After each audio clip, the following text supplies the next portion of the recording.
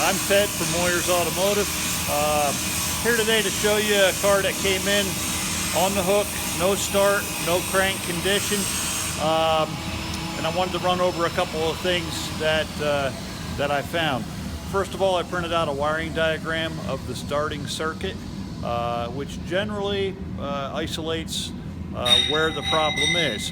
On this particular car, it did not. And I want to quickly show you real quick on the wiring diagram. We got the starter and this red and yellow wire, I'm sorry, the yellow and gray wire from your ignition switch is controlled through a integrated power module, and that's it. It does not show anything in between on this circuit. So in researching this a little bit, I did find a service bulletin which directed me to this micro relay box under the left front inner fender, and here is where I found trouble.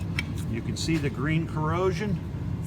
That is from the pin of this micro relay, and on the back side of that, two wires that corroded off. Now, the best I can tell is these two wires are from the transmission range sensor. They are part of the CAN bus, and with those being corroded off, this is what causes the no start condition.